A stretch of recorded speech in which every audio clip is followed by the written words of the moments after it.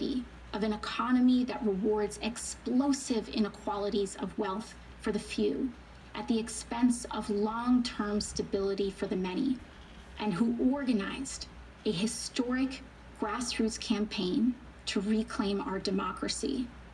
In a time when millions of people in the United States are looking for deep, systemic solutions to our crises of mass evictions, unemployment, and lack of health care, in el espíritu del pueblo and out of a love for all people, I hereby second the nomination of Senator Bernard Sanders of Vermont for President of the United States of America. The Democratic Party then held a virtual roll call vote.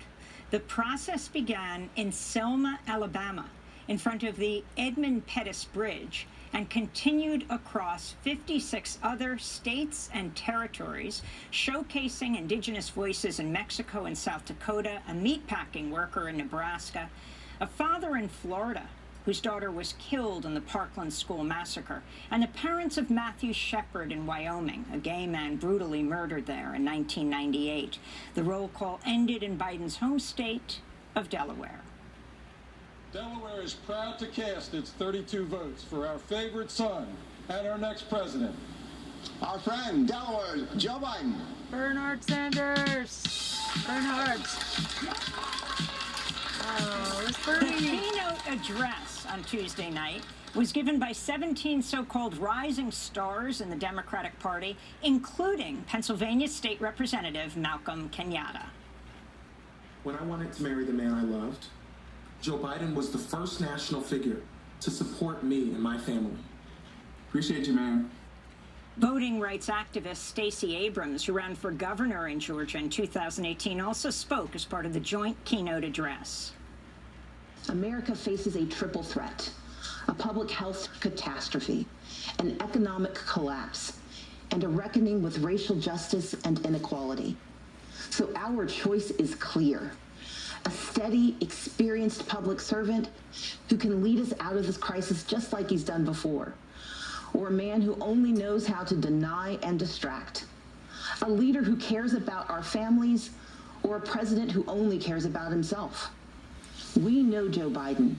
America, we need Joe Biden. Faced with a president of cowardice, Joe Biden is a man of proven courage. He will restore our moral compass by confronting our challenges, not by hiding from them or undermining our elections to keep his job. In a time of voter suppression at home and authoritarians abroad, Joe Biden will be a champion for free and fair elections, for a public health system that keeps us safe, for an economy that we build back better than before, and for accountability and integrity in our system of justice. Former Presidents Jimmy Carter and Bill Clinton also spoke Tuesday night. Clinton slammed President Trump's performance in the White House. Donald Trump says we're leading the world. Well, we are the only major industrial economy to have its unemployment rate tripled. At a time like this, the Oval Office should be a command center. Instead, it's a storm center. There's only chaos. Just one thing never changes: his determination to deny responsibility and shift the blame. The buck never stops there. For a second night in a row, the Democratic National Convention prominently featured the voices of Republicans and former Republicans backing Biden. John McCain's widow, Cindy McCain, spoke in a video about the close friendship between her husband and Biden. Former Defense Secretary and Republican Senator Chuck Hagel joined a group of other former top national security officials praising Biden.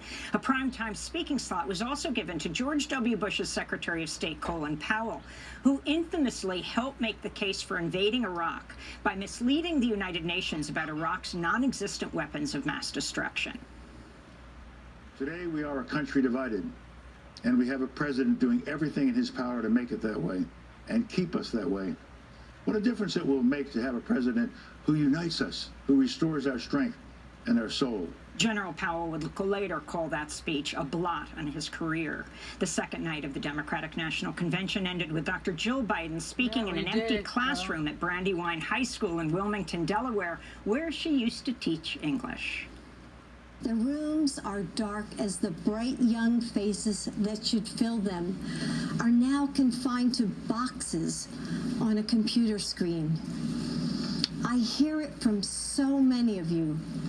The frustration of parents juggling work while they support their children's learning, or are afraid that their kids might get sick from school. The concern of every person working without enough protection. The despair in the lines that stretch out before food banks.